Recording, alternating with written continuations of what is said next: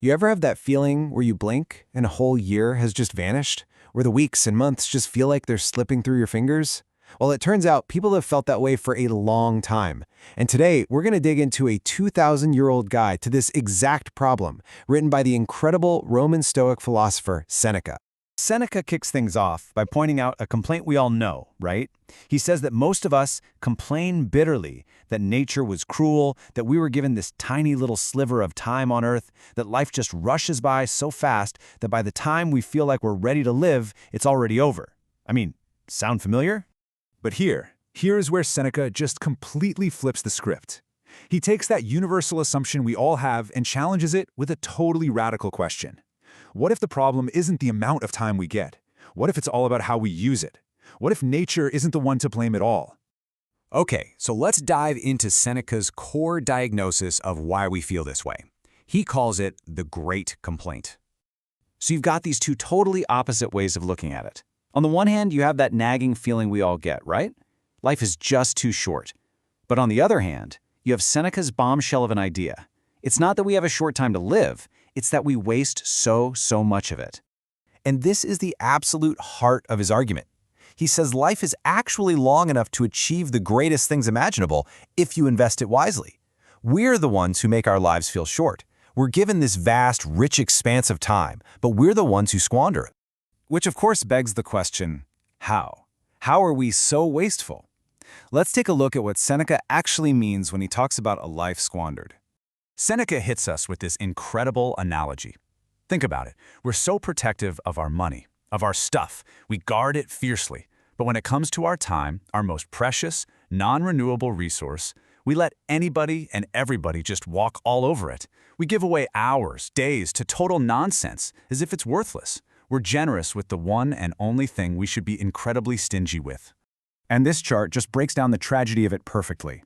Seneca says life has three parts. First, the past. It's set in stone, it's certain. What do? We either forget it or we look back on it with regret. Then there's the present. It's so brief, just this fleeting moment, and we miss it, we completely neglect it. And finally, the future. It's totally uncertain, totally doubtful, and we spend all our time either anxiously depending on it or just fearing it. We lose all three, and we're left with absolutely nothing for ourselves. Now, Seneca has a specific name for the people who are caught in this trap of wasting their lives. He calls them the occupati, which basically means the engrossed. Now, the engrossed, they aren't lazy people. Oh no, not at all. In fact, they're often the busiest people you know, the champions of hustle culture. They are just so completely absorbed in their jobs, their ambitions, their social climbing, that there is zero time left for actual living. For them, life isn't an experience, it's just time passing. And his examples of these engrossed people from 2,000 years ago are just shockingly modern. It's incredible. He talks about the guy driven by endless greed, the person completely exhausted by pointless work, the party animal planning one lavish banquet after another, and my personal favorite, the guy who spends hours at the barber obsessing over every single strand of hair. It's literally the ancient Roman version of crafting the perfect Instagram photo. He calls all of this busy idleness. But the ultimate example, the one that just punches you in the gut, is this story he tells of a rich man who is so pampered, so disconnected from his own body, that after being carried from his bath to his chair, he has to ask his servants, "Am I now seated?" He literally doesn't know his own posture. And Seneca's point is just devastating. If you don't even know if you're sitting down, how on earth could you possibly know if you are truly alive? Okay, so that's a pretty bleak picture, right? But Seneca doesn't just leave us there. He doesn't just point out the problem, he gives us the solution. So let's talk about his prescription for how to live a life that actually feels long. And the cure is, believe it or not, pretty simple, though definitely not easy. Seneca says the only people who are truly at leisure, and by that he means free, in command of themselves, are the ones who make time for philosophy. They're the only ones who are truly living. Now, when he says philosophy, he's not talking about getting a PhD. He means engaging with the greatest minds who have ever lived.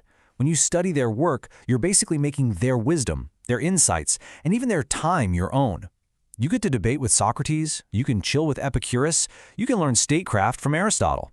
You add all of their years, all of their knowledge to your own short lifespan.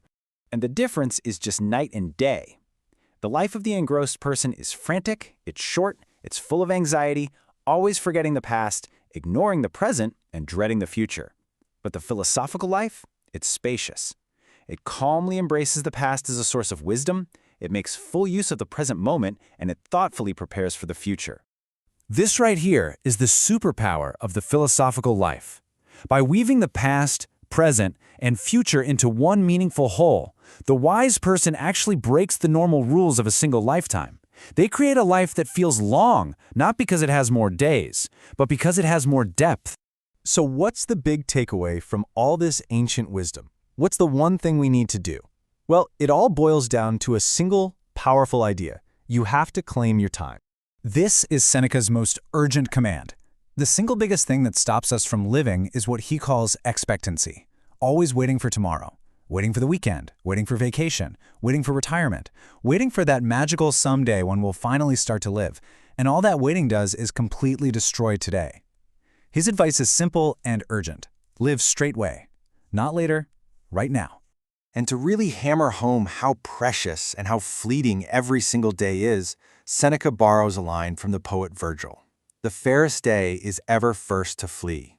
That beautiful, perfect day you're having right now, it's already slipping away even as you're in it. You have to grab it while you can. And then he turns the question directly on us. We make all these grand plans for when we're 50 or 60, planning to finally travel or relax then. But Seneca just asks this brutal, honest question. What guarantee, pray, have you that your life will last longer? I mean, seriously, who promised you tomorrow? No one. And I'm just going to leave you with Seneca's most powerful, most chilling warning. It's a final wake-up call that should shake all of us out of our complacency. You live as if you were destined to live forever. You will perceive that you are dying before your season. It's a profound reminder that the time to live isn't someday. It is right here, right now.